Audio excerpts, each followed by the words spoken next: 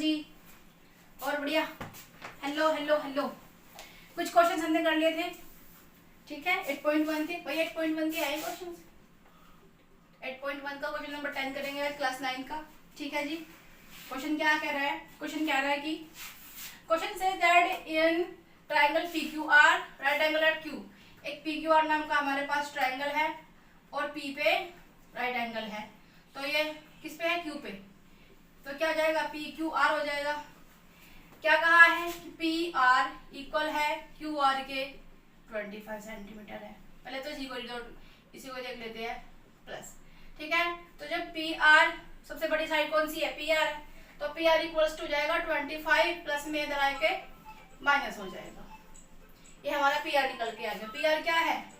Hypotenuse है। सबसे लंबी साइड कौन सी होती है? हाइपोटेन्यूज। राइट एंगल के सामने वाली साइड होती है हाइपोटेन्यूज, ठीक है जी। चलो नेक्स्ट आते हैं। नेक्स्ट क्या है इसके अंदर?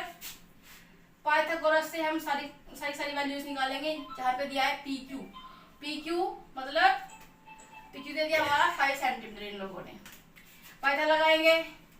h का स्क्वायर इक्वल्स टू p का स्क्वायर प्लस b का स्क्वायर। h क्या है?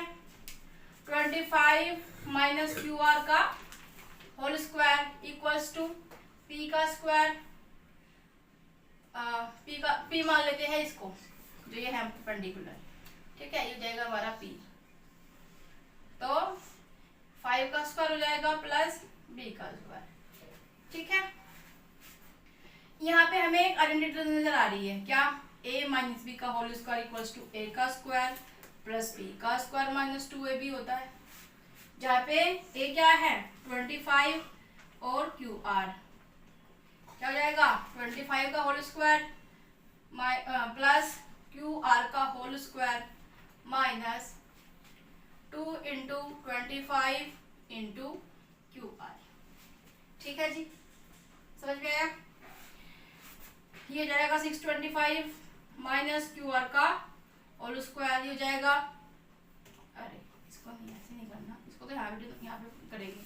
625 हो जाएगा QR का होल स्क्वायर माइनस 50 QR। हो गया? इधर समझ में आया? चलो जी, अब ये हमारा इसके इक्वल है, ठीक है। ये पूरा हमारा इसके इक्वल है। अब इसको आगे फर्दर लिखेंगे। यहाँ पे लिख लेते हैं इसको। 25 माइनस QR का होल स्क्वायर इक्वल्स टू 5 का स्क्वायर प्लस b का स्क्वायर। इसके इक्वल में क्या आया? ये पूरा आया। जब इसको हमने सिंप्लीफाई किया तो हमारे पास यही आया ना, माइनस 50 QR इक्वल्स टू 25 हो जाएगा प्लस b का स्क्वायर। क्या समझ में आया? क्या समझ में नहीं आया? पूरा समझ में आ गया? क्या क्या किया इसके अंदर? क्या क्या किया बताओ?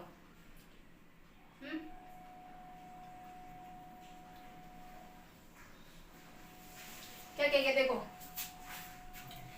कुछ नहीं किया। क्या किया? सबसे पहले हमें पता है कि इन्होंने हमें ये चीज दे दी और वो दे दी PQ। इसको मान लेते हैं कि हमारा परपेंडिकुलर है, ये बेस मान लेते हैं, ये हाइपोटेन्यूज होता है, सबको पता है। तो PR का निकल के आया 25 माइनस QR निकल के आया है, ये हाइपोटेन्यूज हो गया। फिर PQ इक्वल्स टू 5 सेंटीमीटर, ये हमारा परपेंडिकुलर हो गया। और ये QR बचा हुआ कौन है? बेस है, ठीक है। बेस को अगर हम QR लिखते तो कोई दिक्कत नहीं है, ये बेस है। अब यहाँ पे इसको रखा, यहाँ पे इसमें एक आइडेंटिटी लगाई क्योंकि a माइनस बी का होल स्क्वायर हो रहा है। आइडेंटिटी लगाई तो हमें ये मिला, मतलब इस पूरे के इक्वल ये है। तो इसकी जगह पे इसको रखेंगे, कोई दिक्कत? तो वही किया है, इसकी जगह पे इसको रख दिया इक्वल्स टू, ये तो चलते हुए ही आ रहा है, बस ये किया है। आगे चलते हैं जी। 625 थोड़ा सा ये भी कर लेते हैं। ये 25 प्लस में है, इधर आएगा तो माइनस में हो जाएगा। क्या? 25 प्लस QR का होल स्क्वायर, ये इक्वल्स टू b को क्या लिखेंगे हम? b स्क्वायर क्या है? QR का होल स्क्वायर, ठीक है। ये हो जाएगा हमारा QR का होल स्क्वायर। ये प्लस में है, इधर आएगा तो माइनस में हो जाएगा। क्या हो गया? माइनस में। तो ये इससे ये कैंसिल हो जाएगा, हो गया। चलो जी आगे आते हैं। ये बचेगा हमारे पास 625 में से 25 जाएंगे तो क्या बचेगा 600 बचेगा इक्वल्स टू क्यू आर का होल स्क्वायर। तो यहाँ पे क्या बचा -50 क्यू आर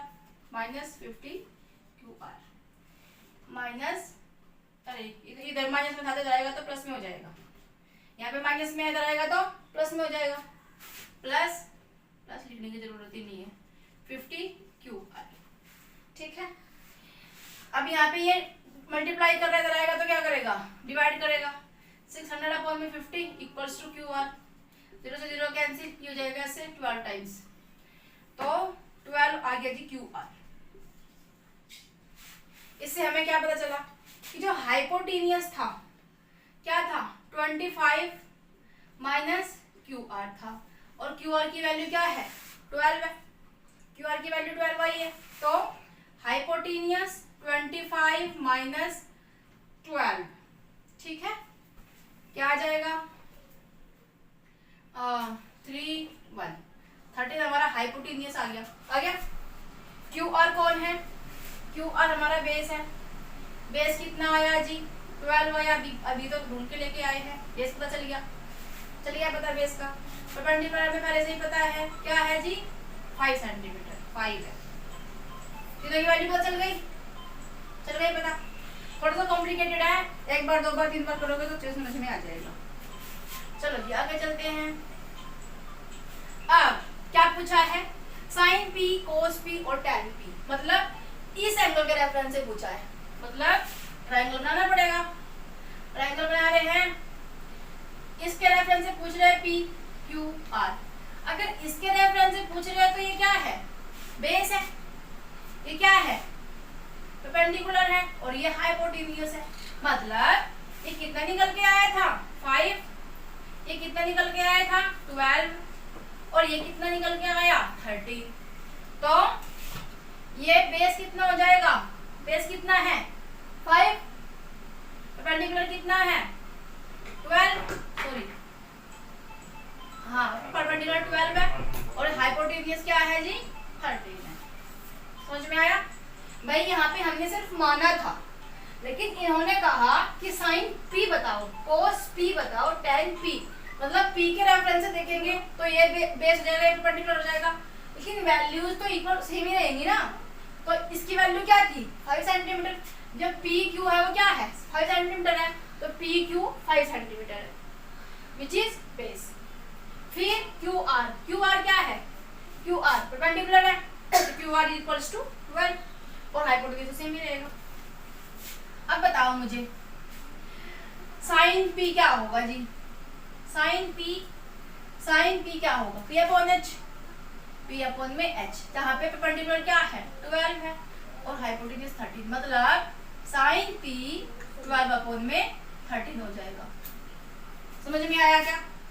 नेक्स्ट पूछा है कोस पी पूछा है, कोस पी क्या है बी अपॉन एच, यहाँ पे बेस क्या है 12 है और ये हाइपोटेन्यूज है, अरे बेस हमारा 5 है ना, बेस 5 है ठीक है, तो कोस पी क्या हो जाएगा, इधर देख लो कोस पी ठीक है, ये हो गया कोस पी।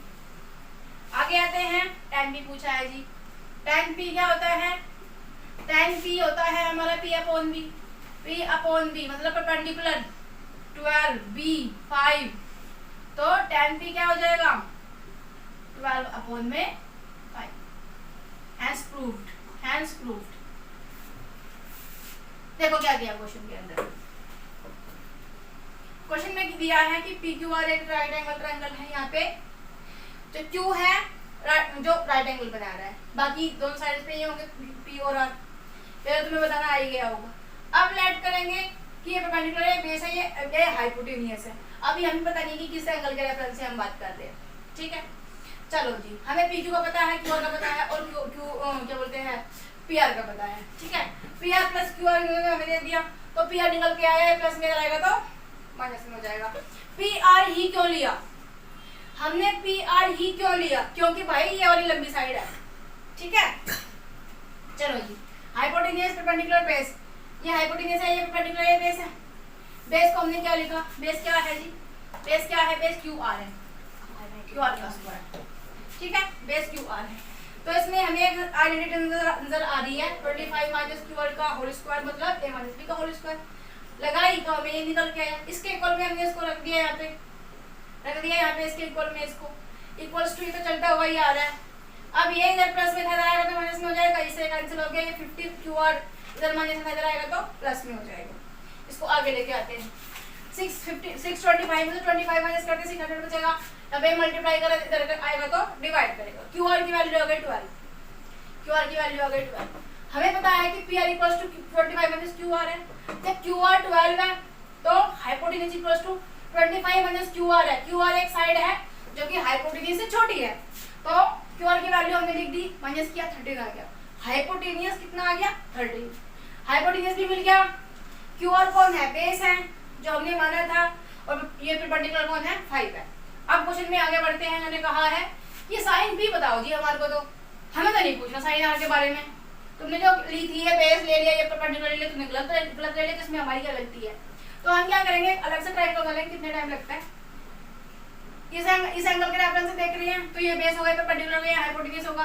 अब पी क्यू क्या था, P Q 5 centimetre, P R क्या निकल के आया था, पी आर 30 निकल के आया था, और क्यू आर 12 निकल के आया था, ठीक है, ठीक है, हमने यहाँ पे इसको लिख लिया कि जी हमारे हिसाब से तो जो तुमने पूछा है ये बेस है, परपेंडिकुलर या हाइपोटेन्यूज है।